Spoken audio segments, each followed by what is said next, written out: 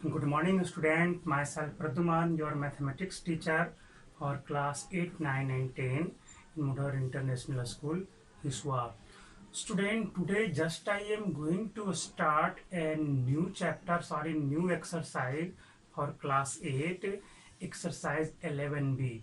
In this chapter, you have to solve the problem, that means problem of compound interest with the help of formula. यानी कि इस chapter में आप formula use करके compound interest के question को solve करेंगे, है ना। पिछले क्लास में मैंने आपको कुछ रूल्स बताए थे, फॉर्मूला बताए थे। Formula for amount of compound interest क्या होता है? P into 1 plus R by 100 to the power n। ये तो हो गया आपका main formula. When rate is continue for n year, suppose that 3 year के लिए है। जैसे आपका प्रिंसिपल हो गया 200 रुपीज, प्रिंसिपल अमाउंट है।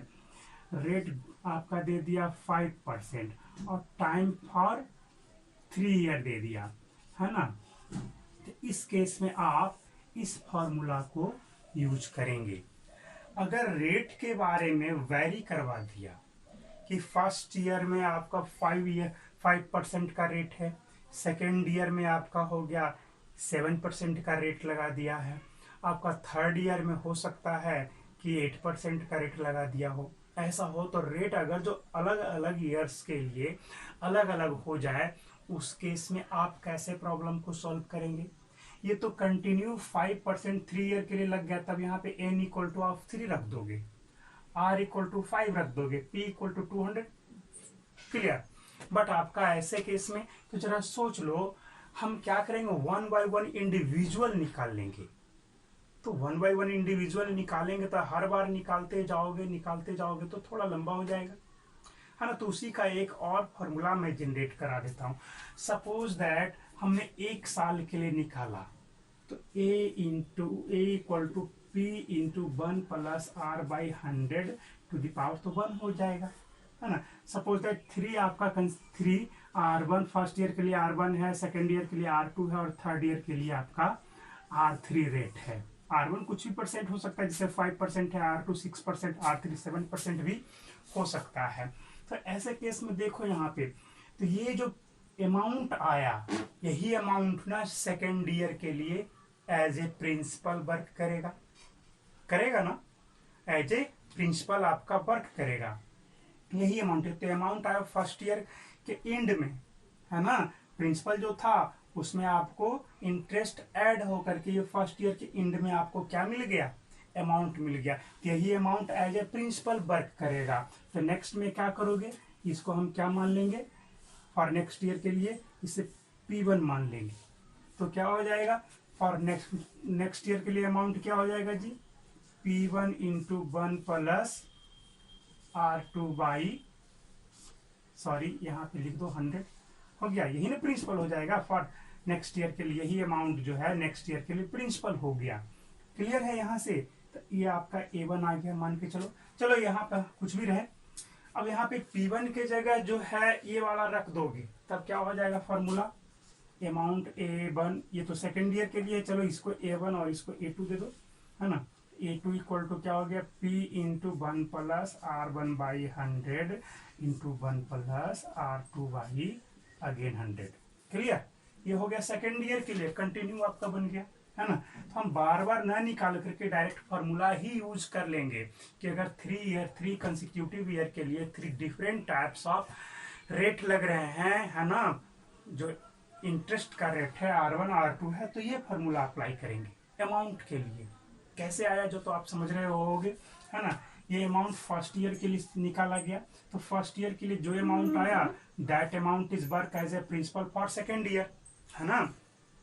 यही अमाउंट जो है सेकेंड ईयर के लिए प्रिंसिपल हो गया। तो सेकेंड ईयर के लिए फॉर्मूला आप क्या लगाओगे, A equal to P into 1 plus R2 by 100। तो A इक्वल टू तो आपका ये आया, sorry P equal to P1 equal to, तो ये था ही, इसके जगह पुट कर दिया, तो P इंटू, ये आपका फर्स्ट है जो कि आपका मेन प्रिंसिपल दिया गया था। थर्ड ईयर के लिए कहा जाएगा, तब क्या होगा, सिंपल सा 1 प्लस R3 बाई 100 हो जाएगा। हालांकि आपको 2 ही साल तक के लिए पूछा जाएगा, 3 ईयर के लिए आपके बुक में भी तो क्वेश्चन मैंने नहीं देखा है। तो मेन अमाउंट का फॉर्मूला क्या हो गया, ए इक्वल टू ये हो गया। अगर 2 ही साल के लिए टाइम दिया गया है, यानी कि 2 ही डिफरेंट है आपको, तो ए R1/100 plus 1 R2/100 plus 1 R3/100, ये 3 ईयर्स के लिए होंगे, 3 डिफरेंट रेट के लिए। अगर आपको 3 ईयर के लिए कह दिया जाए, 2 साल तक आपका है ना, फॉर 2 ईयर सेम रेट रहता है, बट 3rd ईयर में आपका रेट बदल जाता है, उस केस में क्या करोगे? तो 2 ईयर तक जब सेम रेट है तो आप क्या करोगे, 2 ईयर के लिए है तो यहाँ पे आपका पावर 2 दे दोगे, फिर इंटू 1 प्लस R2/100 कर देंगे, है ना। ये 2 साल के लिए था। तो चलो ये तो मैंने आपको बताया थोड़ा सा फॉर्मूला। कुछ और टर्म बता देते हैं। कुछ टर्म में आप देखोगे कि कभी कभी दे देगा क्या आपको कि 2 ईयर और 6 मंथ के लिए, कितने कितने, फॉर 2 ईयर एंड 6 मंथ के लिए आपको इंटरेस्ट फाइंड आउट करना है। कैसे फाइंड आउट करेंगे 6 मंथ का? जरा से सिंपल सा है। अगर जो आपको कह दिया जाए कि सिर्फ और सिर्फ 6 मंथ के लिए फाइंड आउट करो, तो रेट दे दिया गया है आपका 10% है ना। टाइम दे दिया गया है 1.5 ईयर। प्रिंसिपल आपका P आपका 200 है। कैसे निकालोगे? यहाँ पर अगर जो हम 2 दे दे तो चलो इसको क्या लिख सकते हो, 2 ईयर प्लस हाफ ईयर, है ना।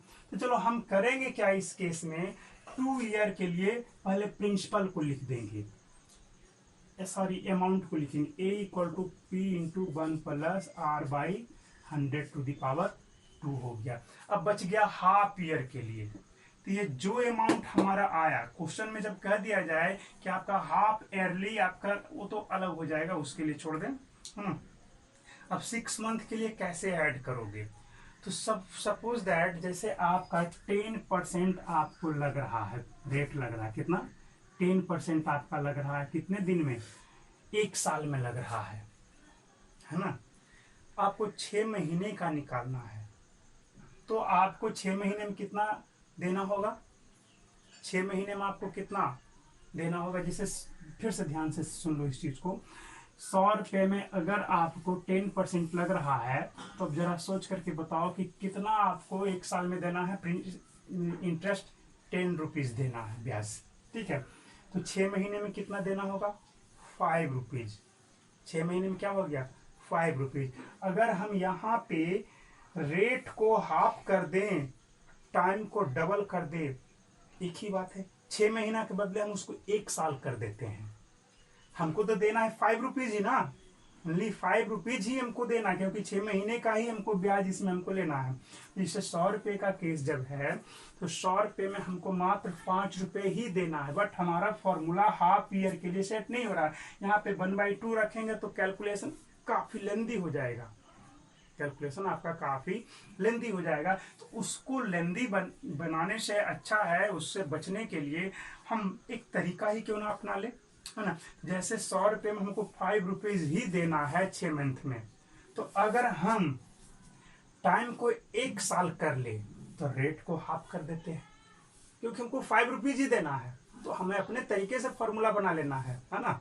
जैसे हम उसको क्या करें कि टाइम 6 मंथ के बजाय उसको 1 ईयर कर लें, तो रेट को हाफ करेंगे, तभी ना हमारा 5 का 5 ही रह जाएगा। जैसे 6 महीना में 5 रुपीज देना था, तो हम 1 साल कर लेते हैं, तब भी हमको 5 रुपीज ही देना। तो 5 रुपीज कैसे देंगे, रेट को हाफ कर लेंगे, है ना। ये इंपॉर्टेंट है, ध्यान रखना है कि टाइम जब डबल करोगे रेट हाफ, है ना। टाइम को ट्रिपल करोगे तो रेट 1/3 हो जाएगा।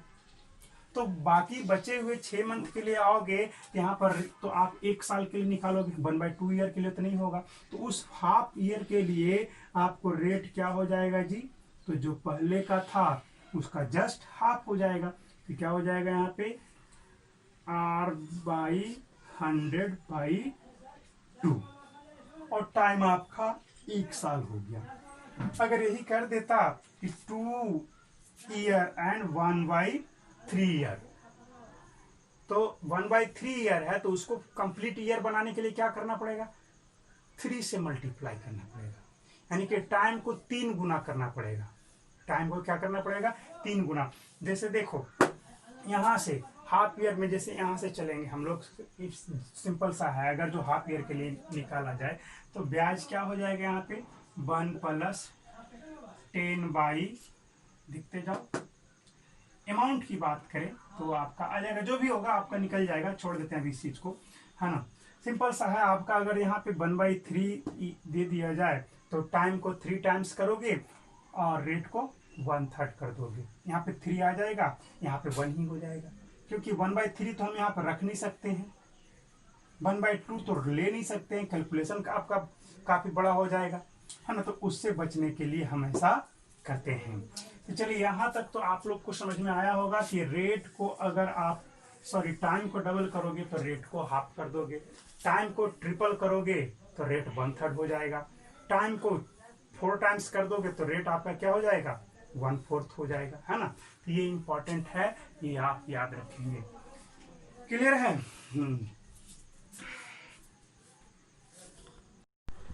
Student, your question number 1 to 4 एकदम बहुत ही आसान है।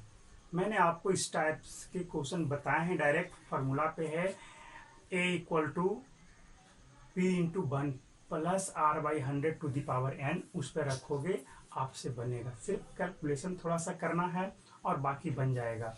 ऐसा मैंने कल करवाया भी है ऐसा क्वेश्चन, ठीक है। क्वेश्चन नंबर 5 से थोड़ा इंपॉर्टेंट हो जाता है। क्वेश्चन नंबर 5 आपका सुनेंगे, क्या कहता है कि ₹62,500 for 2 years 6 months at 12% per annum compounded annually, and the compound interest for ₹62,500 for 2 years 6 months, यानी कि 2 साल 6 महीने के लिए आपको कंपाउंड इंटरेस्ट निकालना है। क्या रेट से? तो 12% पर एनम के रेट से। तो आपको अभी बताया था, ये तो फॉर्मूला सिंपल, ये तो आपका कंपाउंड इंटरेस्ट में अमाउंट का फॉर्मूला है ना। तो जान लो क्या होगा यहाँ पे अमाउंट के लिए। तो बताओ आपका 2 साल के लिए तो यहाँ पे हमने लिख लिया, बट आपको 6 मंथ के लिए क्या करोगे, यहाँ पे हाफ तो रखते नहीं, अभी मैंने मेथड बताया था। तो उसके लिए क्या करेंगे, रेट को हाफ कर देंगे, टाइम को डबल कर देंगे। रेट को हाफ किया तो यहाँ पे 12/2 कर दिया रेट, और टाइम 1/2 के जगह उसको डबल किया तो 1/2 इंटू यहाँ पे लिख दें तो भी चलेगा। 1/2 टाइम को डबल कर दिया तो कैंसिल हो गई, 1 ही बचा, है ना। अब यहाँ से सॉल्यूशन करोगे, यहाँ से क्या आ जाएगा, 100 + 12 112/100, ये 100 + 6 106/100। उसके बाद कैलकुलेशन क्या था, 28/25 53/50। यहाँ से आगे बढ़ा, यहाँ से इसको हमने 625 × 100 कर दिया 28 बाकी सब ये दोनों 625 दे देते हैं, ये कैंसिल हो गया, खत्म। 52 जो यहाँ से बाकी कैलकुलेशन करने पे इतना आया, है ना। तो बाकी कैलकुलेशन करने पे हमारा कितना आ गया जी, 1 मिनट, हाँ बिल्कुल सही है। हाँ तो हमारा 83,104। तो कंपाउंड इंटरेस्ट क्या होगा, अमाउंट माइनस प्रिंसिपल। क्लियर है? तो ये था आपका क्वेश्चन नंबर 5। अब जो क्वेश्चन नंबर 6 पे आ जाए आप।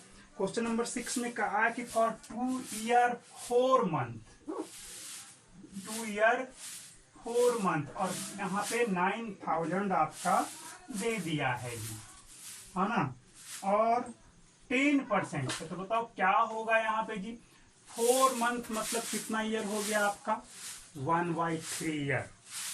4 मंथ मीन्स 1/3 ईयर। 12 मंथ में आपका होता है ना 1 साल, तो कितना हो जाएगा, 1/12 का मतलब हो गया 1 महीना, है ना।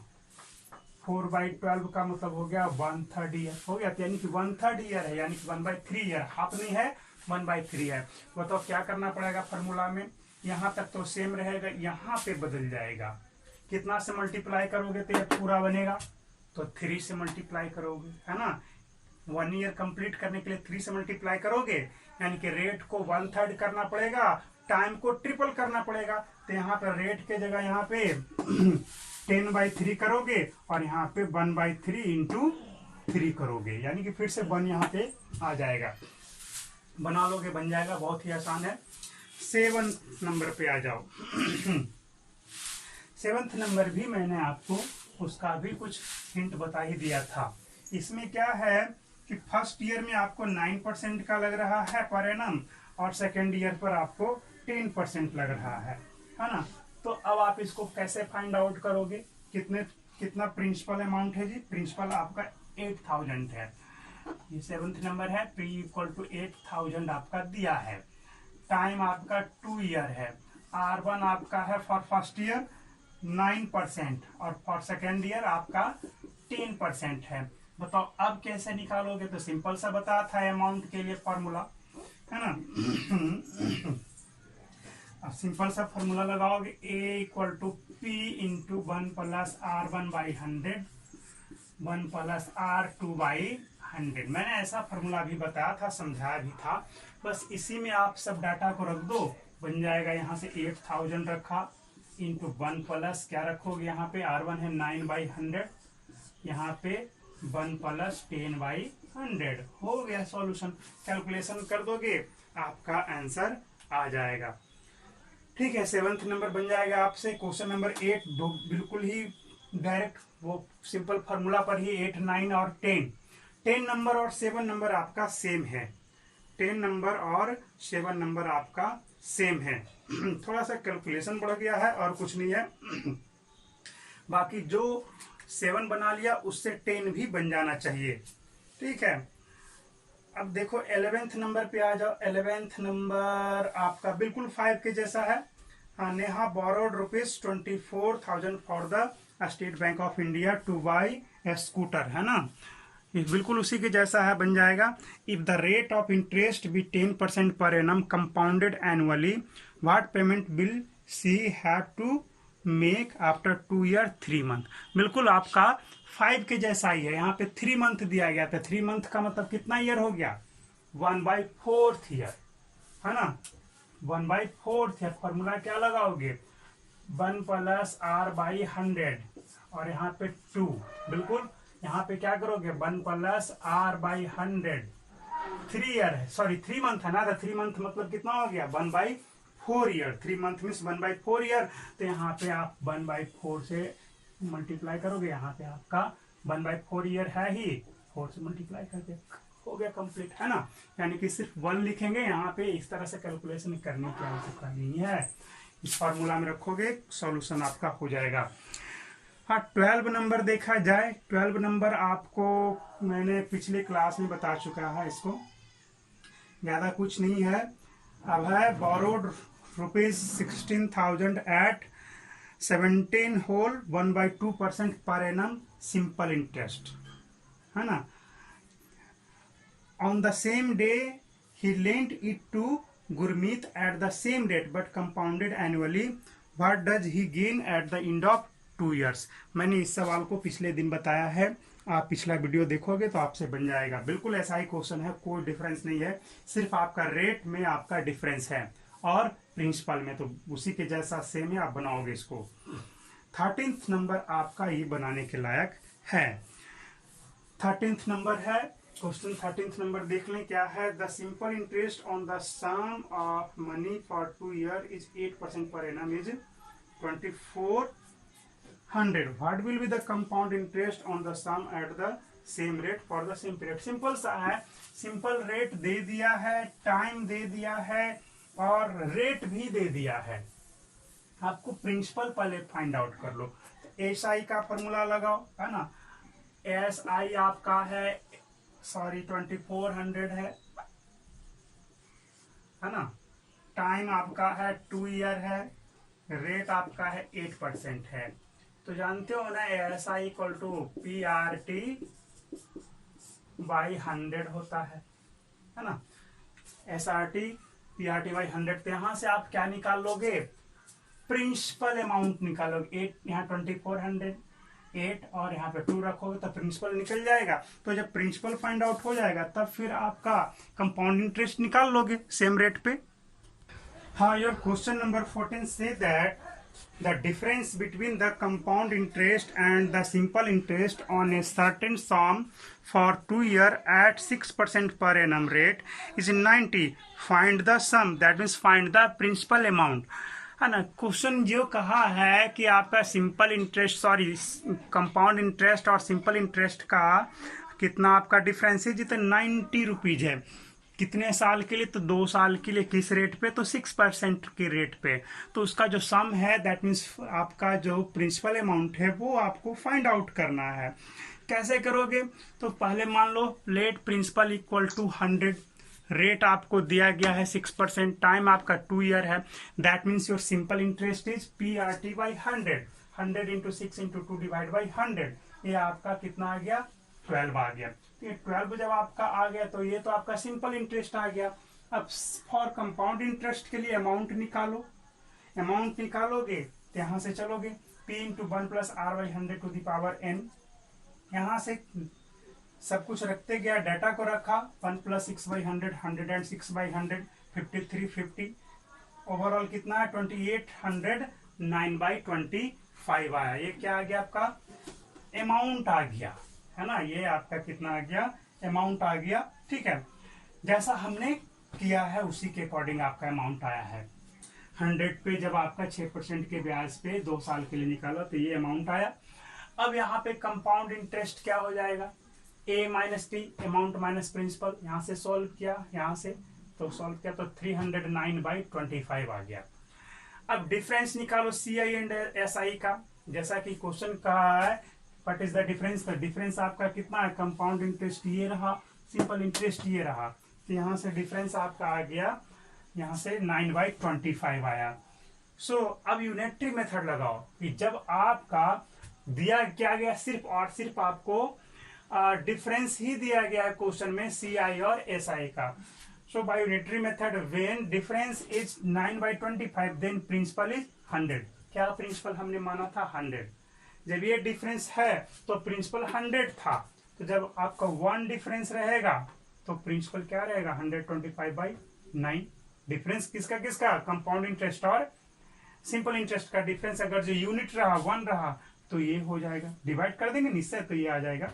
और अगर 90 हो गया तब तो यहाँ पे 90 से मल्टीप्लाई करोगे, 9 10 जा 90 10 2500 यानी कि 25,000 आपका प्रिंसिपल अमाउंट हो गया। और योर क्वेश्चन नंबर 15 इज बिल्कुल इसी के जैसा है, आप उसे सॉल्व करेंगे, है ना। तो आज के लिए इतना ही रखते हैं।